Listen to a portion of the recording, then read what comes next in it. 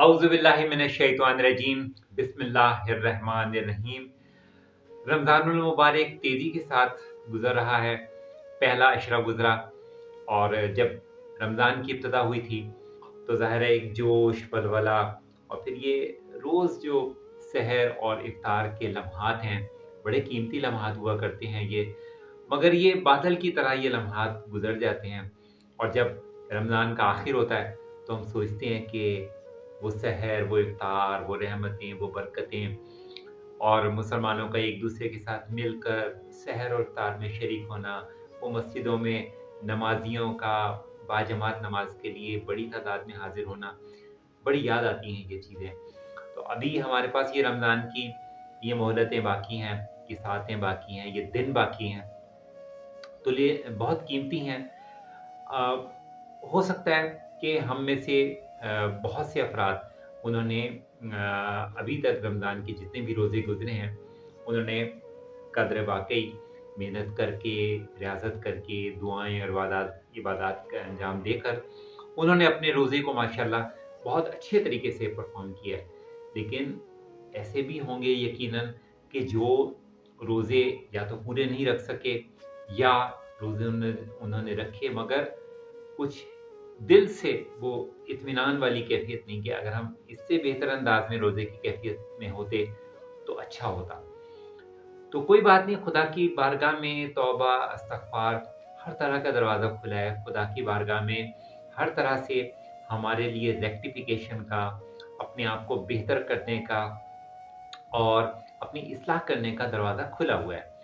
तो कहना यही चाहूँगा, ये पैगाम मेरे लिए भी है और मुझ समेत हर एक के लिए है कि ये जो रमज़ान के अभी बाकी के दिन हैं, इनको हमें गनीमत समझना है।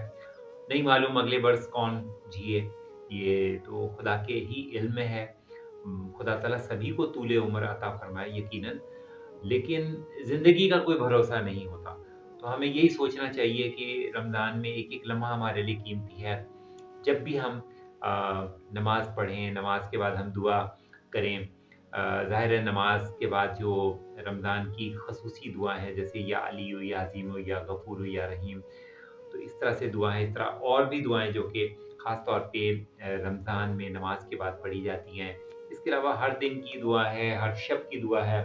इसके अलावा दिन के आगाज़ की दुआ है, दिन के इख्तिताम की दुआ, मुख्तलिफ़ दुआएँ हैं जो कि मुख्तलिफ़ किताबों में हमें मिलती हैं। ये सब दुआएँ हमारे लिए ख़ज़ाने हैं।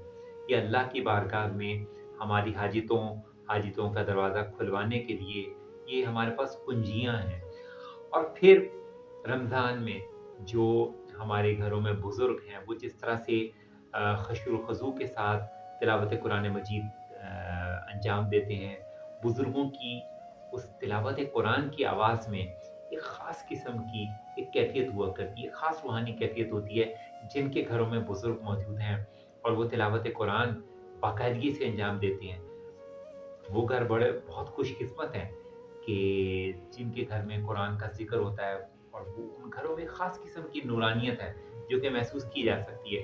तो अपने घरों में मौजूद ये जो बुज़ुर्ग हैं, हमें इनकी भी बड़ी कदर करनी है कि ये सुबह-सुबह उठते हैं और अक्सर इनमें ऐसे ऐसे भी होते हैं कि जो अपनी उम्र के तकाज़ों की वजह से रोज़े नहीं रख पा रहे होते और रोज़ों का फिर वो बदल या कफ़ारा दे रहे होते हैं। लेकिन उसके बावजूद वो रोज़मर्रा की दुआएँ, तिलावत कुरान को उसी तरह से बाकायदगी से जारी रखे हुए होते हैं और घरवालों के साथ मिलकर रमज़ान की बरकतों में अपना किरदार अदा कर रहे होते हैं।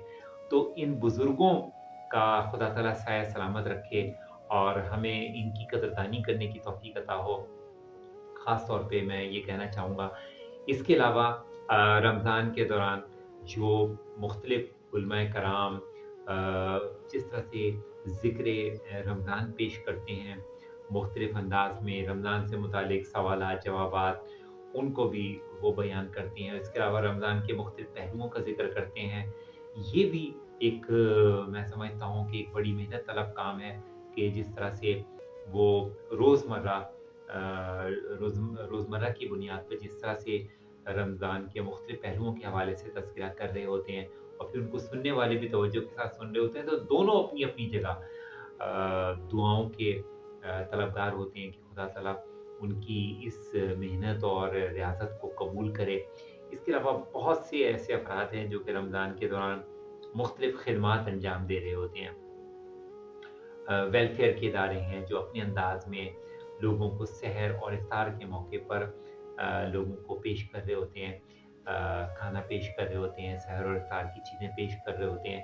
پھر ہم دیکھتے ہیں کہ سڑکوں پہ ابھی جیسے ہی افطار کا وقت ہوتا ہے، ہم کسی بھی جگہ سڑک پر ہوں، راستے میں ہوں، اور لوگ ہمیں پکڑ پکڑ کے روک کے کہتے ہیں کہ آپ افطار کر کے جائیں، آپ کو پانی پیش کر رہے ہوتے ہیں، مشروب پیش کر رہے ہوتے ہیں، کھانا پیش کر رہے ہوتے ہیں۔ تو یہ سب افراد بھی کہ ہر کوئی اپنی اپنی استطاعت کے مطابق جس کا جس طرح سے مطلب وہ اس کا بس نہیں چل رہا ہوتا کہ میں کیا کروں اگر روزے داروں کے لیے۔ پھر آپ دیکھیں کہ محلوں میں جس طرح سے ہمسائے ایک دوسرے کا سحر و افطار کے حوالے سے خیال رکھتے ہیں کہ آپ اپنے گھر میں موجود ہیں، ابھی آپ کو پتہ چلا کہ محلے میں سے کہیں سے آپ کے لیے افطاری تیار ہو کر آئی ہے، کوئی سحری کے آپ کو لوازمات بھیج رہا ہوتا ہے۔ یہ سب لوگ بھی میں سمجھتا ہوں کہ ہمارے لیے بہت قیمتی ہیں۔ یہ لوگ ہمارے لیے ہم یعنی ہماری جانب سے بہت زیادہ قدردانی ان کی جانی چاہیے کہ جس طرح سے یہ لوگ ایک دوسرے کے گھر میں سحر اور افطار کی نعمتوں کو پہنچا رہے ہوتے ہیں، دل سے دعائیں لے رہے ہوتے ہیں۔ تو یہ بھی اسلام کا وہ ایک خوبصورت پہلو ہے جو خداوند عالم نے رمضان میں ہم سب کے لیے رکھا ہے کہ جس میں ہم ہماری کیپیسٹی میں جو کچھ بھی ہے ہم کسی نہ کسی طریقے سے اپنے خلوص کو اللہ کی بارگاہ میں پیش کرتے ہوئے اللہ کے بندگان کو روزہ اور روزے کے دوران سحر اور افطار میں ہم فیسیلیٹیٹ کر رہے ہوتے ہیں۔ یہ سارا نظام اپنی جگہ بہت اہمیت کا حامل ہے۔ اس کے علاوہ ہم دیکھتے ہیں کہ مساجد میں جو افراد ڈیوٹیز انجام دے رہے ہوتے ہیں، کیونکہ معمول سے زیادہ نمازی روزے کے دوران نماز کے لیے مسجدوں میں پہنچتے ہیں، تو ان کا انتظام پھر اس کے بعد روزانہ ان لوگوں کی سحری اور افطاری کا انتظام ہوتا ہے جو لوگ وہاں پہ موجود ہوتے ہیں، اور اس کا انتظام کرنے والے اس افطاری کے کام میں بھی کار ثواب حاصل کرنے میں بہت سے افراد شامل ہوتے ہیں جو کہ اپنے طور پر اپنے مرحومین کے لیے کی جانب سے اصالِ ثواب کے طور پر افطاری کا انتظام کر رہے ہوتے ہیں۔